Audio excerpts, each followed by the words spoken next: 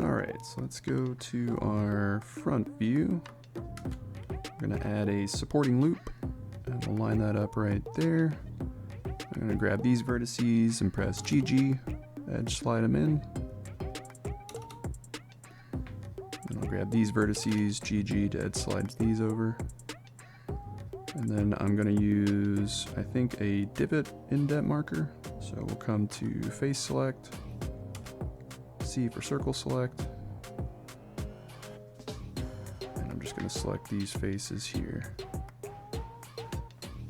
Enter to lock that in.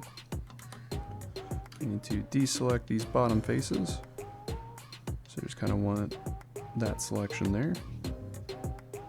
And then I'm just going to do a small inset with I. And then what we can do is we can do Shift S, cursor to selected, so it puts it in the middle. You can press E to extrude, right click to snap it back, change our pivot point to 3D cursor, S to scale, and the Y, and we'll just bump it back a bit. So now we have this sort of shape right here. Don't worry too much about it being washed out on the sides. As I said before, we'll be adding loop cups at the end to tighten some of the geometry up. So I'll just undo that for now. With that pretty much out of the way, let's go back to face select, and we are going to face select right here for that selection. We'll press I to inset, B to get rid of that boundary, and then we're going to come pretty far down, so maybe somewhere around there. And then we can press E to extrude, Y to lock it in the Y axis, and then I'm going to go probably right around there. And then I'm going to set my pivot point to be individual origins, S to scale, Y 0, get myself a flat surface there. Now we want to work on creating a cutout or a circle. I'm actually going to make this a little bit wider. So we'll do Control R, add a loop cut there, scale Y 0, so it's straight. And then I think we will do Control R to do a side cut. So we have one in the middle. And then I think we can just do these faces here. We can do an inset. Actually, let's not do that. Let's do edge select, hold Alt, we'll do Control B. We'll add a bevel, 3 segments, and we'll go as far as we can before we hit the sides there. And then we'll go to face select. We'll select these 4 faces here. Right click, loop tools, circle. I'm going to come to the back view. I'm going to move and scale this up to be as big as I possibly can without it actually going through any of the edges. So maybe somewhere around there. I'm going to press E to extrude it in, X, and then delete faces. So we have this sort of shape right here. Now we're going to go to edge select, and we're going to have to edge slide these edges so they're a little bit tighter. So I'm going to turn off my subsurf modifier, press GG, and just kind of push them real close. I'm going to hold Control, build out that selection, GG, and then rinse and repeat because this needs to be pushed in because it's more or less flat against the main shape. So kind of looking that sort of thing there. Now when you do that, you can press GG and actually slide it back and even out those edges. And we're going to do that for the remaining loops because we're going to have to shift and rotate this selection, and it's going to cause some issues here. So now we have this sort of shape, which looks pretty good, but for the forward assist, it doesn't come straight on. It's kind of angled, so it can actually, push into the bolt, push the bolt forward, to drive it in the chamber when you have like a misfire or a dirty round. So to be able to do this, let's go to face select. We'll hold Alt and then Shift Alt. Build out that selection like that. And then I will come to front view, C for circle select. And then I'm just going to build out my selection here. I got extra faces, we'll get rid of those. And then I'm going to come to top view. I'm going to try rotating this just slightly. And then I'm going to maybe drag it around here, rotate it a little bit more. And I'm not going to follow my reference image exactly because I can pull that out a little bit as well when I try to round out that edge, but something like that. You can see we have some massive indent there, so let's take care of that. And we're going to do more of the same. We'll go to edge select and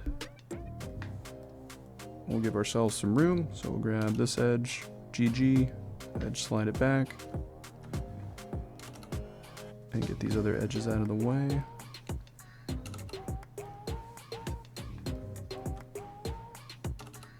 Like so. And then we will get this edge. This will fix most of the issues here. And then after you set it, you can GG and slide it back. So you get an even, relaxed spread here.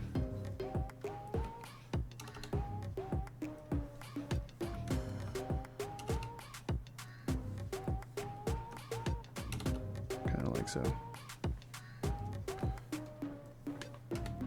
now you have a much better forward assist. Now if you want your forward assist to be boxy, you can leave it there. I'm actually going to try to round mine out.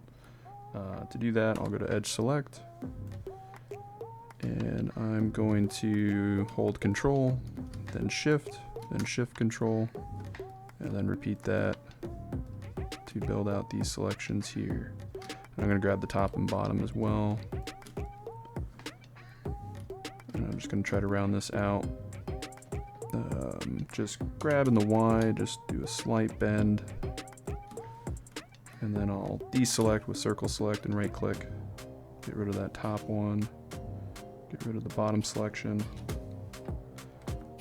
And more of the same, grabbing the Y, just a slight bend. And then what I can do is hold control, grab that,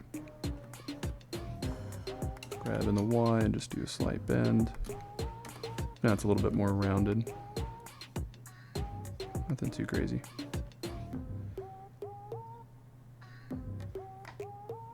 Alright, let's go ahead and work on the actual button. So we'll do Shift A in object mode, we'll add a cylinder.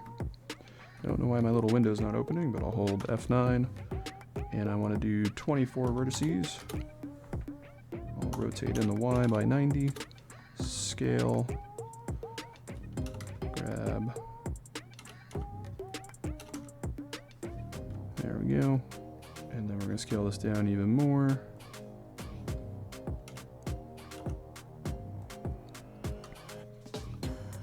And I think maybe right there is probably pretty good, so I'll do / to isolate. I'm going to scale on the X, bring it back. We have non-uniform scale and rotation, so Control A, apply rotation scale. That'll help with our bevels. Tab in edit mode, 3 for face select. I'll start this side. Do I for an inset, lock it in there, I for another inset, and then I'm just going to repeat that operation. I get maybe right about there. Then I can do 2 for edge select, hold Shift Alt. I'll select these rings. Control B. I'm going to do a 2 segment, so I get just something like that. Then I'll press E, extrude it in. Back for edge select, I'm going to hold Alt and then Shift Alt and select the tops of each of these rings. Although, whoops, I could probably grab that. Let's actually undo this. 3 for face select, deselect that, and E to extrude. There we go. All right, and then we'll select these rings again. And I'm just gonna add a chamfer just so it has something to catch the light. That way when we shade smooth and then use auto smooth, it stands out a little bit more. And then we can go to face select. Looking at my reference, it looks like there's a small little inset here that extrudes out pretty far, maybe right around there. And then there's another small inset, nothing too crazy, and this one's also pretty long. And now there's an odd one where it gets real tiny. And this one almost turns into like a flat head. So let's go to vertex mode. I'll select this vertice, Shift S. I'll move my cursor there, change my pivot point to be 3D cursor. Click there, Control click there to build out that selection. I can scale in the Y, I believe, to 0. And then I can select the top vertice, scale in the Z to 0. And then I can move my cursor with Shift S to this vertice, hold Control, build out a selection there, scale in the Y to 0.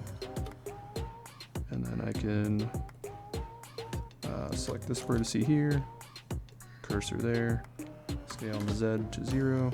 We have a perfect kind of a square at the end. Kind of looks like that. Also, it looks like on the reference this is beveled, so we'll do Control B. Move this up a bit. I'm going to press C for clamp, so it can't extend past. And I think 4 segments is probably good.